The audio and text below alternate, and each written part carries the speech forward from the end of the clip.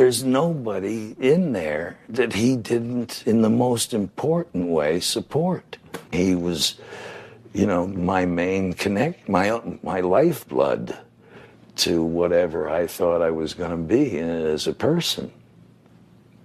And, I hope he knows that this is not all hot air. I'm going to cry now. Not just me, who's very sentimental, but these other people also love him.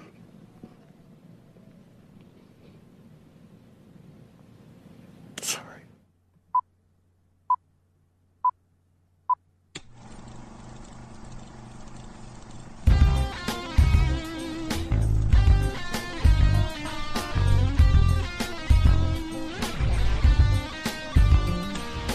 Chris Scalzi here with Matt Howell.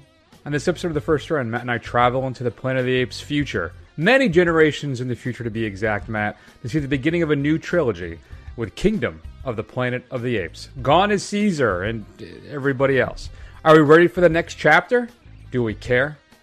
Then it's the Banana-Filled Festival. That is the rundown of the big releases on physical media, featuring your streaming and straight-to-DVD picks of the week. And then Matt and I are going to close out the show by sharing our 5 favorite fourth films. You got a franchise? You got a fourth film? We're going to tell you what our 5th favorite one is, or I guess our top 5, not even our 5th favorite. That would be kind of a weird rundown of things. So go ahead and take a listen. And I don't know if you kind of groom your partner like the apes do, but if that's your thing, then rock out. And let's start everything off with a clip from Kingdom of the Planet of the Apes. What a wonderful day! What a wonderful day! Are we thankful for the words of Caesar? We are thankful. Do we bend our heads? We bend. Say his words. Say his words! What a wonderful day! Together Apes Strong, Matt. We've been hearing that off and on for quite a while now. Mm-hmm. We had this reboot of the Planet of the Apes franchise. I remember being not particularly interested in it, and then being actually quite surprised by how good that first one was. Being blown away by the second one. And then the third one, I'm like, okay, it's pretty good. It's pretty good. Not great. And then that was it. That was the end of that trilogy. Well, because there's always more money to be made, we're doing another trilogy now with Kingdom of the Planet of the Apes. Matt, this film is directed by Wes Ball. Are you familiar with Mr. Ball's work at all? No, I am not. Well, his 3 previous feature films are all Maze Runner movies. Now, I confess I have not seen any of them, so I can't really say anything either way. But I will say, Matt, I was not particularly jazzed for Kingdom of the Planet of the Apes. What are your thoughts? Have we kicked everything off on the right foot? Are you excited for this next trilogy? Were you like, all right, maybe we should have left well enough alone? Or did you just crack open your old box set of the films from the 60s and 70s? How do you feel? Do you want me to give a synopsis rundown of this thing? God, it's like the second week in a row, didn't I? It is, I did that to you. Matt, what is Kingdom of the Planet of the Apes all about? Well, our protagonist from the first films, Caesar, has died. And with a helpful title card, it is many generations later, and we move to a settlement of apes who make a living by raising birds and being harriers, and they encounter a vicious alternate tribe or rival tribe of apes that come in, destroy everything, and one ape decides he's going to go back and try and rescue the slaves that they took from his village, including his mother and friends.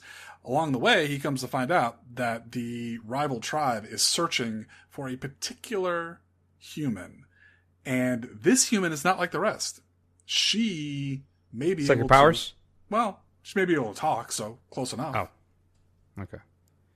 That's right, because all the humans at this point supposedly are mute and do not have a language anymore. The film stars Owen Teague, Tampa native. Oh, so nice. There you go. Yeah. I like that. All right, Matt, back to the question.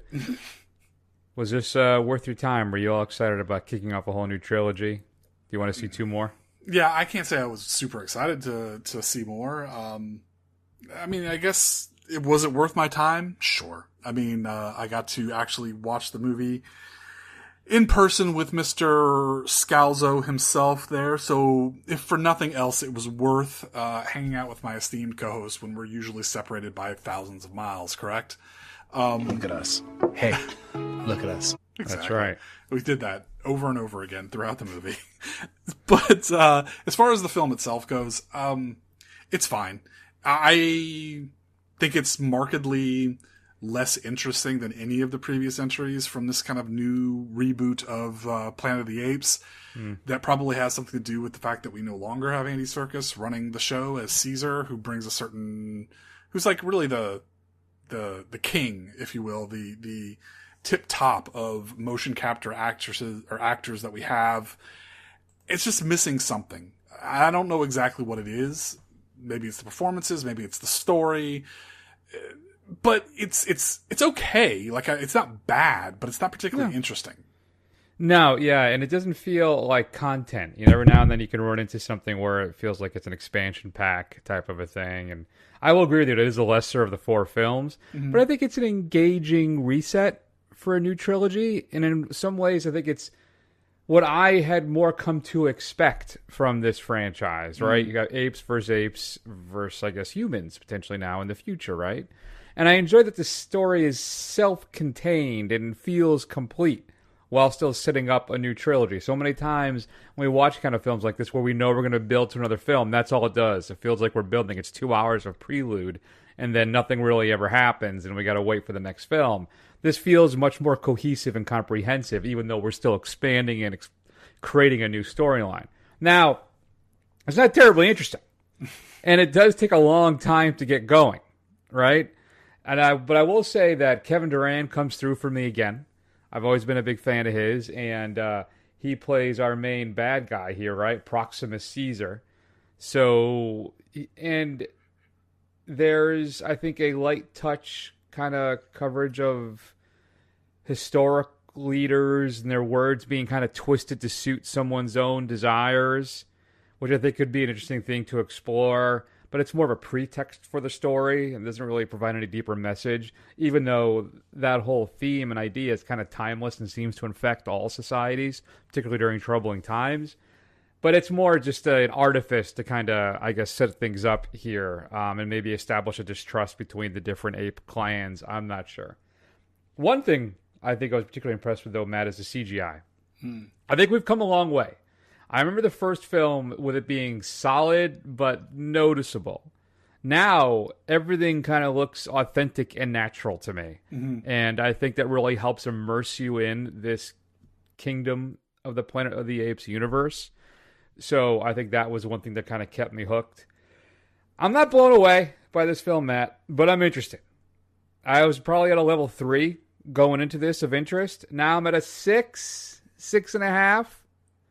So I'm open to what you're giving me, and we'll see what happens next. Okay. What do you think? Yeah, I think I'm a little bearish on the whole prospect. The action scenes weren't great. The drama wasn't particularly compelling to me. I will see it, but I can't say like I'll be super excited. When the next one comes out, I'll be like, oh, yeah, okay, it's time for the next one. I guess I'll be going to see that, and that'll be it. It's not like I'm going to be looking forward to it. It does feel a little perfunctory. Yeah, like, all right, well, another one. All right, let's go. Let's check out this one next then.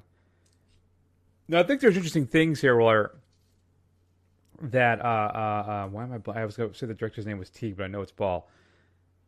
One thing that really jumped out at me is that I think I enjoyed the score at some points, particularly on the bridge scene. That thing like screamed like Morricone / Leone to me. Like old Western, crossing the bridge, bad guys in front of you, bad guys in back of you. What are you going to do? Right. And to really feel the play up the Morricone strings and vibes there with the music. So I don't know, it just really jumped out at me. I'm like, oh, I love that. That's great.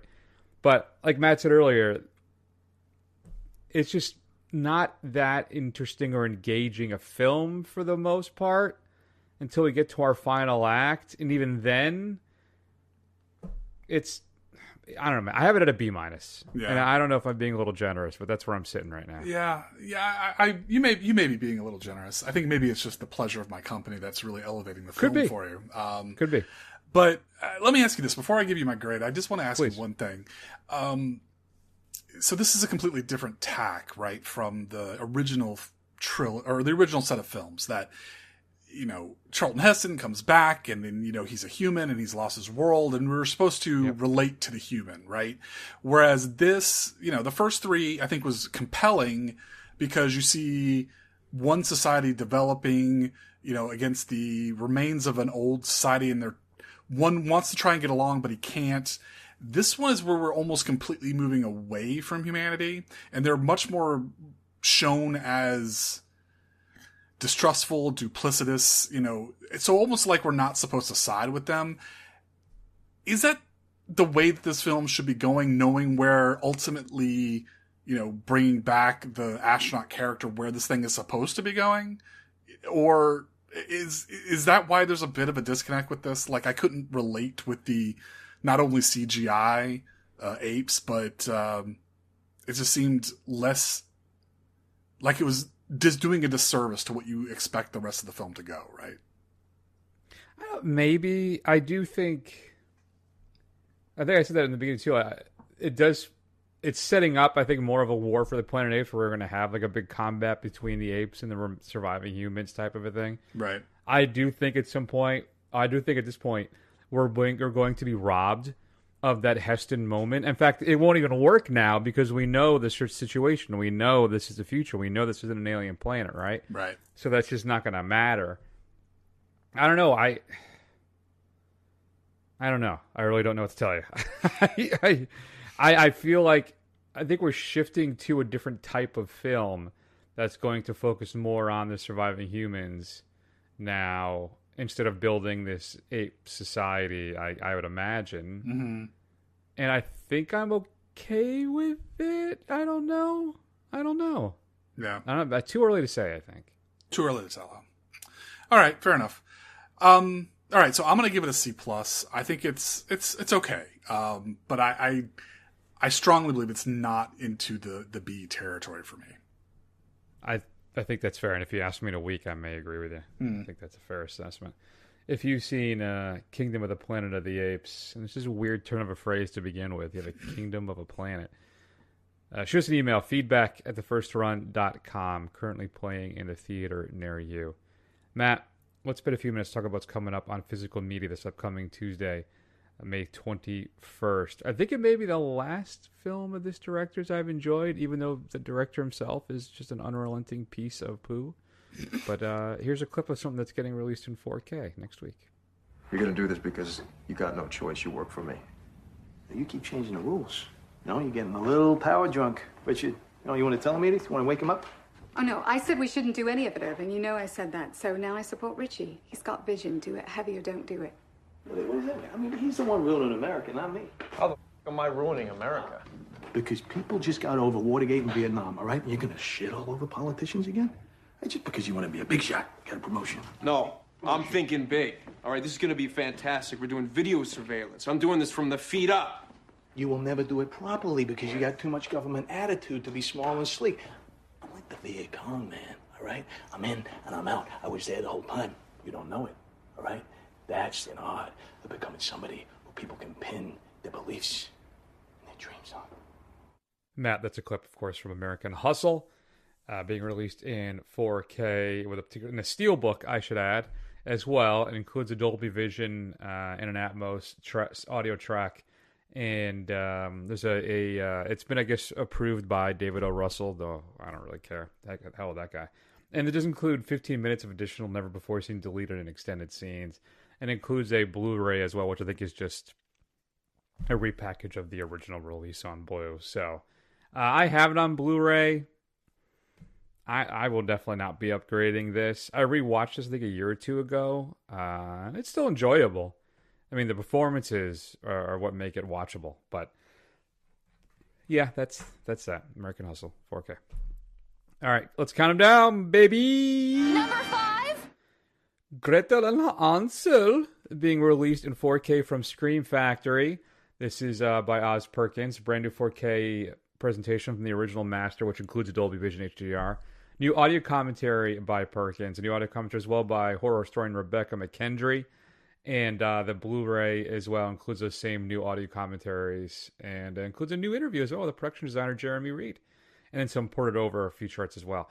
I remember, I know we did Gretel and Ansel for the show, and I think we thought it was okay, not great. I cannot remember. Yeah, I think we thought it was okay, but more on the side of weak than strong. Well, I guess, I don't know, maybe there's a cult following for it right now. Who really knows? So I'm stalling because I was trying to pull it up to see if I could find it real fast, what we gave it as a grade. And our site just crashed for a second, and I got real freaked out by that. But there we go. Ready? Are you ready? Oh, here we go. Okay. I gave it a B-. Mm-hmm. Matt gave it a C. Yeah. I've since watched it, since I've caught it on TV. Oh, you have? Yeah, I think C is the right grade. Fair enough. All right. Next. 4. We're going to get three revolutionary films by Osmoon Sambong. Now, I want to stress, folks, too, I just got off a plane 45 minutes ago, and it is Thursday night, which means the episode drops basically in 3 hours. So enjoy this haphazard, just horribly edited episode tonight. I hope you're not even going to be able to tell. That's how good we are, Matt. Criterion is putting this out. 3 revolutionary films by Osmoon Sambong. Having blazed a trail, off to a good start, for African filmmakers to sell their own or tell their own stories on screen. I'm in my head now about it, Matt. I'm all in my head. You gave yourself the yips. Singalese auteur Sambong takes his career-long project to unlock cinema's potential as a vehicle for social change in increasingly urgent and provocative directions in the 70s. 4K restorations of 3 films, which is Emate, Zala, and Chedo. I'm assuming I'm not saying those right, so I do pardon me for that. Includes a making of Sato, 1981 documentary, new conversations as well with some people in brand new English subtitle translations. What do we got next? 3? Can you hit it from there? I got 3 shots. That's enough. Can't argue with a confident man. Arrow is putting out Narc in a 4K collector's edition. This is Joe Carnahan's film. I remember really liking Narc back in the day, but I have not seen it, I think, since it came out.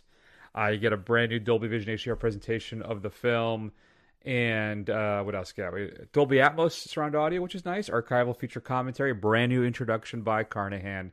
And then a second disc filled with extras, which basically a whole bunch of interviews and some promotional featurettes.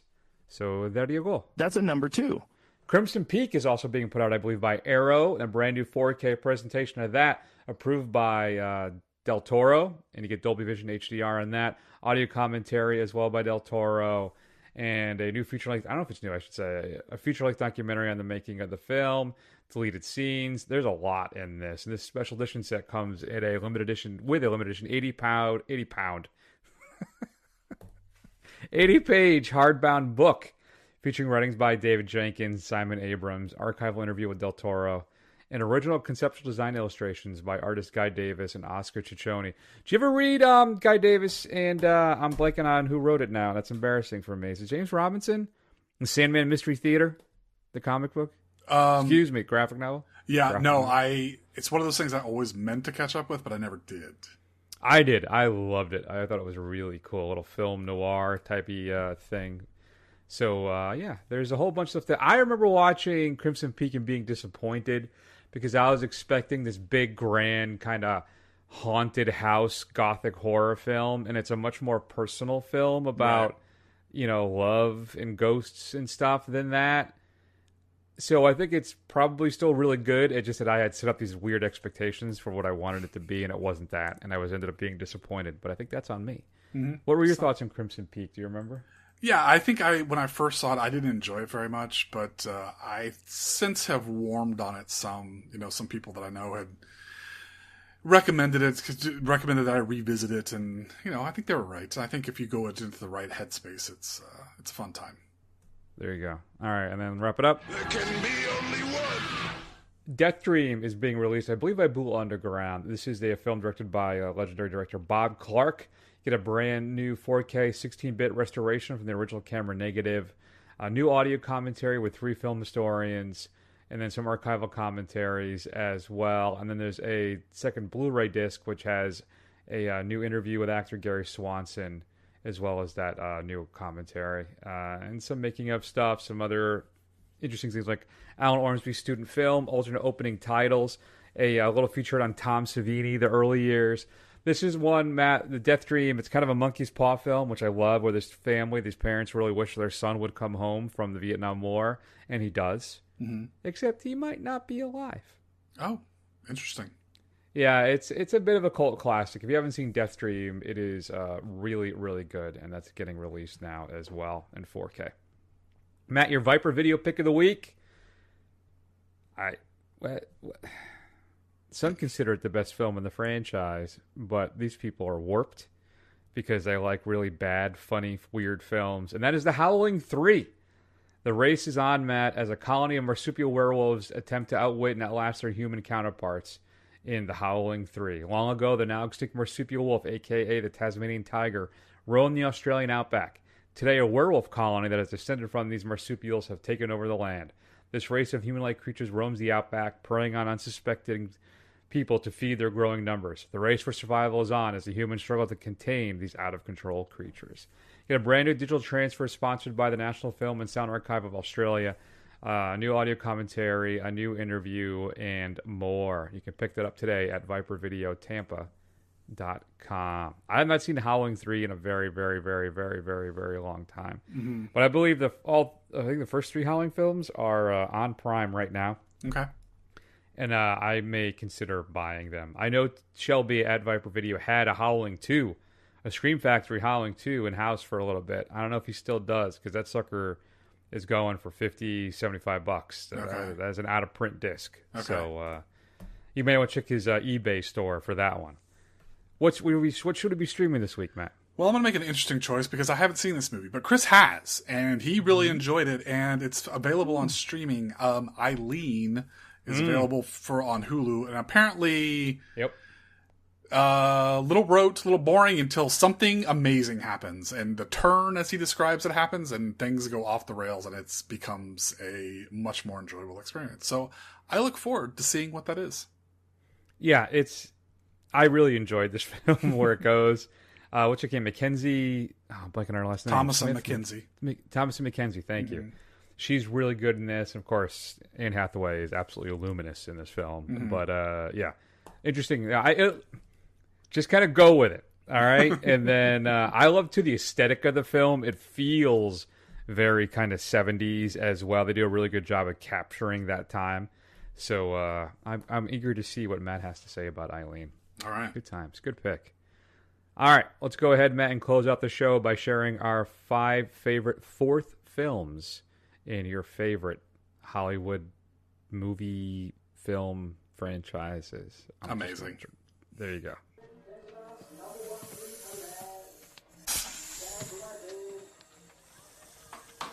Looks like dangerous work.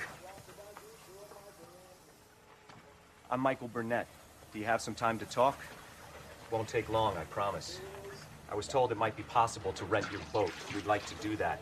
Is that possible? We need to get upriver. Where you going? Into Burma.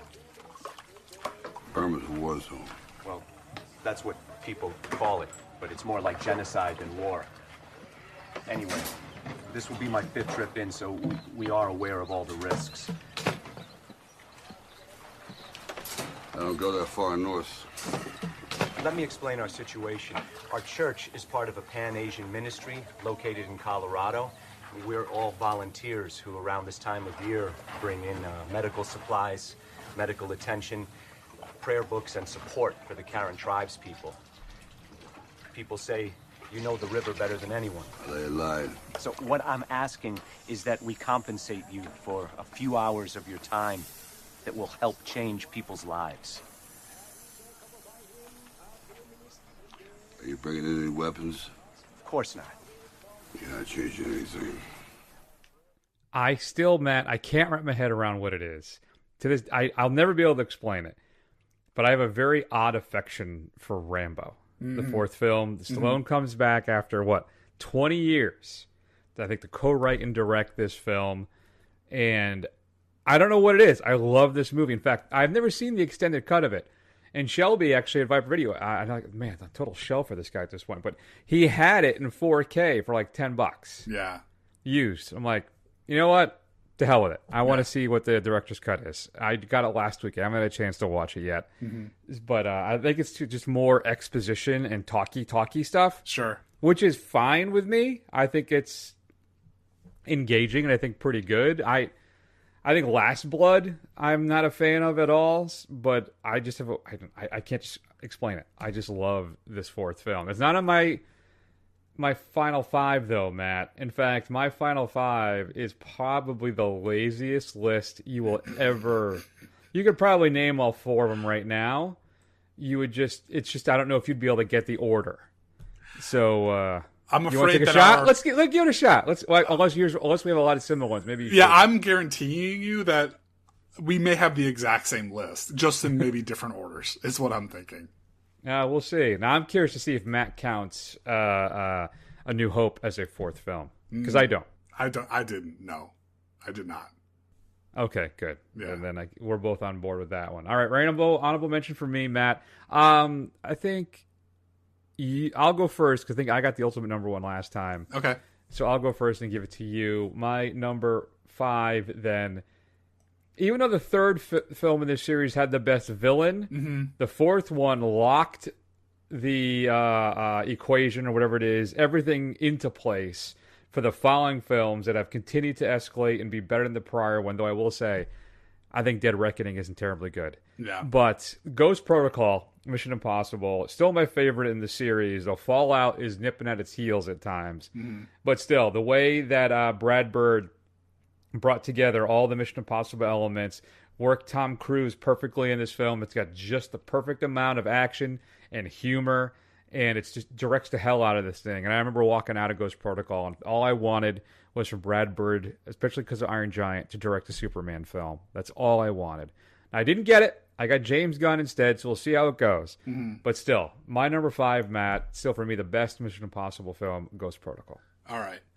So my number 5, I guarantee you, will appear on Chris's list. It is Star Trek IV, The Voyage Home. Now, there's obviously I think a very fair assessment that, especially with the original crew films, that the even ones are the best ones. And for me, I think that holds true here. It's a little bit sillier. It's a little bit hokey. And I remember enjoying it a lot when I was younger. I think now it isn't. It's very of its time, especially with the whole idea of, losing the whales and they went extinct. And now here comes this, giant space whale that's ruining the earth and traveling back in time. I mean, the fish out of water stuff is all pretty fun. I enjoy a lot of that stuff, but, I think it's good. It's entertaining. And I think, overall it's a enjoyable enough entry. It's just unfortunate that the other two even films in 2 and 6 are just all-time stone cold classic sci-fi films. No, I think you're entirely right about that. But that's actually my next film is Star Trek IV: The Voyage Home. I remember it was the film that people said, even if you don't like Star Trek, you're going to like this film. It had an unusual wide universal appeal. It's a lot of fun. It's very funny. And it still, though, kind of stays true to most of the Star Trek film kind of stuff. But I don't know. It's, I think, the most accessible and probably the most fun out of all of them. Shatner's absolutely having a blast. So, Voyage Home is my number 4 as well. Okay. Well, my 4, I should say. All right. So here I go. I think we'll, again, now maybe steal some of Chris's thunder again. So, again, going back to what Chris said in his first film with Ghost Protocol, I think number 3 has the best villain of all of these. But this one solidified this franchise as a big ol' hunk of wonderful 80s cheese, aged to perfection. And that's Rocky IV, that brought us the wonderful Ivan Drago, the ridiculousness of Russian technology versus American gumption. I love Mr. T as Clubber Lang, but Ivan Drago is just so ridiculous, it's sublime. And I think Rocky IV is just an incredibly enjoyable watch. When you look at the Oscar winning, did it win any Oscars, the first one?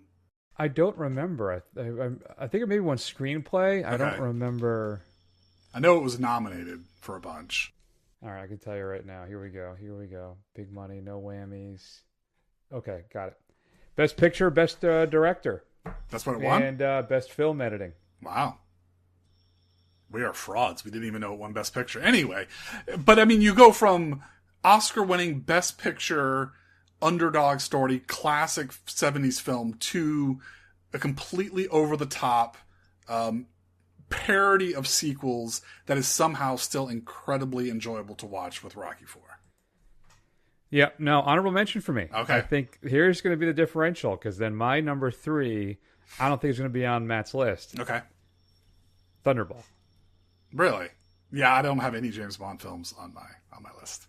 Yeah, it's basically, again, even though Goldfinger established the formula for the Bond film, Thunderball is where everything kind of finally comes together and solidifies, and those are the Bond films we're basically going to see now up through Craig's run, I guess, really.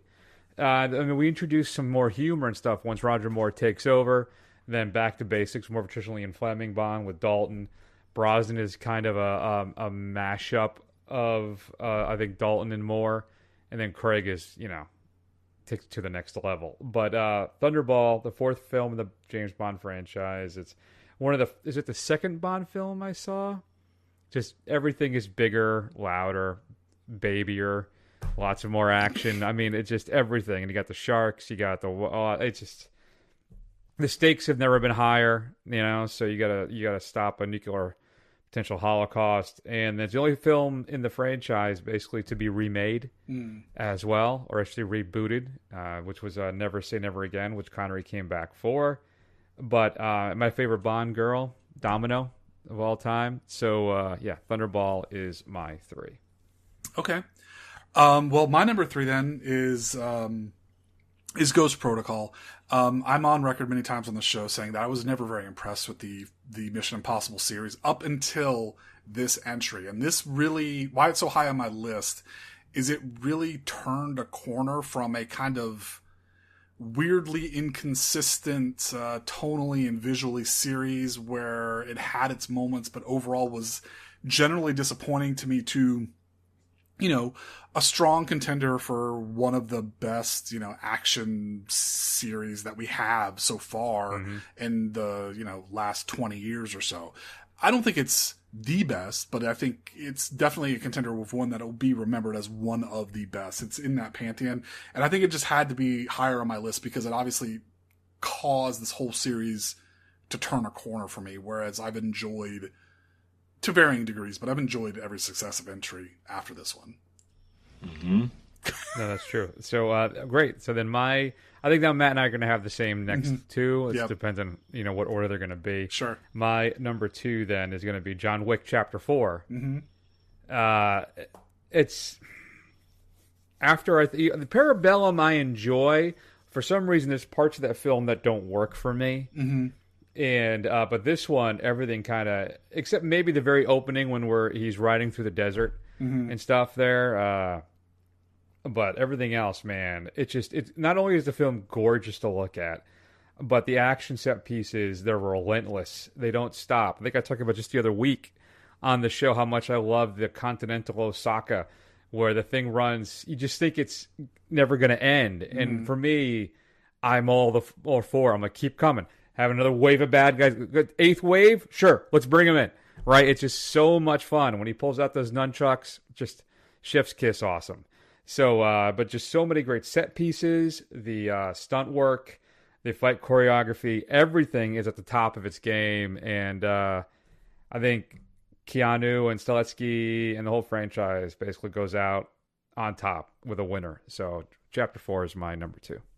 Yeah, Chapter 4 is my number 2 as well. I mean, obviously, John Wick as a series performs the rare feat where it maintains like a consistent level of quality, throughout the whole thing. There's like a baseline that it never drops below. And even at the fourth entry, when our star is still game, but he's starting to get a little older, somehow they managed to pull this thing off. And like Chris said, it's just set piece after set piece after set piece that is so much fun. You're almost exhausted by the time the thing is over. And also, too, it introduces, I think, for me, a lot of times we get new, interesting characters. This one has, I think, my favorite group of characters as well, particularly Donnie Yen, who they just announced Donnie Yen is getting his own film. Okay. They're doing a Kane offshoot now, too. All right. And I got to admit, I'm kind of excited about that. I want to see where that goes. So, all right, Matt, what's number one? Go ahead. Yeah, it's Mad Max Fury Road. What we have described on this show as the greatest action film, possibly of all time, but definitely of the last 20 years. Was a completely unexpected, blow of just great action set pieces, compelling story, great visuals, fun performances. This film should not work as well as it does, but it just blows. As good as some of those other films are, like The Road Warrior is a classic, post-apocalyptic sci-fi film. It just blows them out of the water. It has no right in the world to be this good, and I don't get it. But I love it all the more for it. And my only concern with the upcoming Furiosa in a couple weeks is it's got such a high bar to live up to. And I don't think it's possible, but if we get close, I'll be happy. Agreed. Yeah. My number one as well. Actually, before I got on my flight home today, I just said to hell with it. I bought the 4K of Fury Road because I want to revisit the film before we watch Furiosa. And I said, you know what? I want the full experience. So I have a much better TV, now, so it'll really work with that 4K, and I cannot wait. I know there's some issues some people have with the 4K that I guess the colors, it's just too hot. It flashes too much. It's just too intense. Yeah. Some of the Dolby Vision with it, but I'm going to take a big swing on it. I have a really good TV. The host should be able to handle everything, and I want to see what it looks like in 4K. So I'm very excited to watch that. It's going to come tomorrow, and I'll watch it before I go see Furiosa. So, that's it, Matt. Any honorable mentions for you? We talked about it a couple weeks ago. Paranormal Activity 4 is a pretty solid entry in that series. It's certainly enjoyable. And I struggled with this one a little bit because is it a reboot or is it a requel or a sequel? But the Fede Alvarez Evil Dead entry is quite good in and of itself. Yep. No, yeah. I went with you too. I agree with you. I have Evil Dead on my list, as well as Rocky 4, Toy Story 4 well, which I rather enjoyed. Mm-hmm. And then Friday the 13th, the final chapter. Okay. With Corey Feldman. I really like that one as well. So what's your fourth favorite film in any of these big franchises? Shoot us an email at feedback@thefirstrun.com. As always, we'd love to hear from you. Matt, what's coming up next week on The Big Show? So we are going to check out a film called I Saw the TV Glow. I'm not quite sure what it's about. I believe it's a bit of a mind trip horror film. I don't know how scary it is or what, but apparently it's going to be interesting. Chris is talking it up, so I'm looking forward to seeing it. I'm hearing nothing but great things about it, so I'm really looking forward to it. Hopefully I won't be disappointed, but, such is my lot in life. In the meantime, you can always check us out at thefirstrun.com. You can check out the report card, find archives of all the old shows and more. Head over to Facebook, Twitter, Instagram, YouTube. Do a search for The First Run. Scroll. Eventually you will find us. And then, as always, go over to Apple Podcasts. Give us a review. It'll help other people find the show. And I think that will take care of that. So we're going to go ahead and take an extended break. I love you all very much, and we'll see you soon.